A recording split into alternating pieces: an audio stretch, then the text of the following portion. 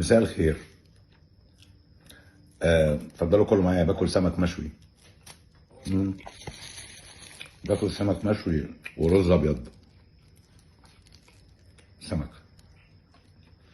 ايه الدوشه اللي انتوا عاملينها دي؟ وايه الضجه اللي انتوا عاملينها دي؟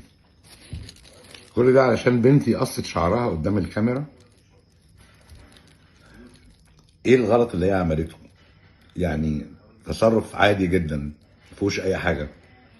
اوعوا تفتكروا ان انا ممكن اجي على بنتي علشان خاطر اكسب رضاكم. دي بنتي اللي ماليش غيرها واللي بحبها.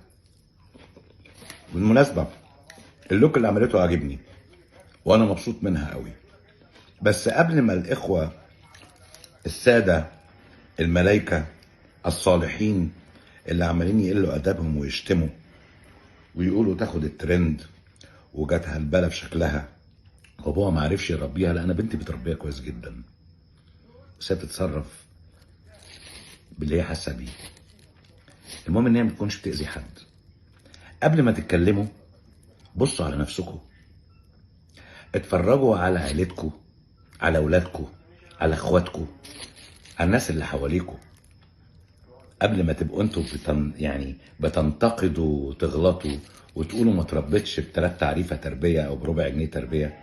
لا انا بنتي متربيه كويس جدا.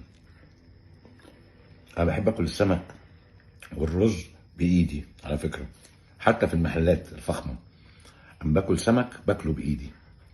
تفتكروا دي قله ادب مني ولا مفيش اتيكيت؟ على العموم ريحوا نفسكم واهدوا شويه، لان اللي حصل من بنتي مش غلط ومش عيب. هي ما غلطتش في حد فيكم، هي حرة في نفسها.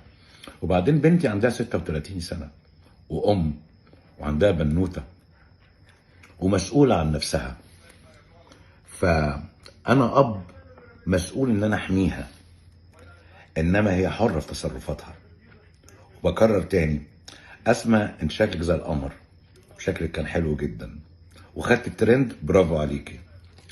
ما تسمعيش كلام حد وما تهتميش بكلام حد، وانا مش مهتم بالكلام اللي بيتقال عليا او عليها. المهم ان احنا بنضرش حد. السلام عليكم.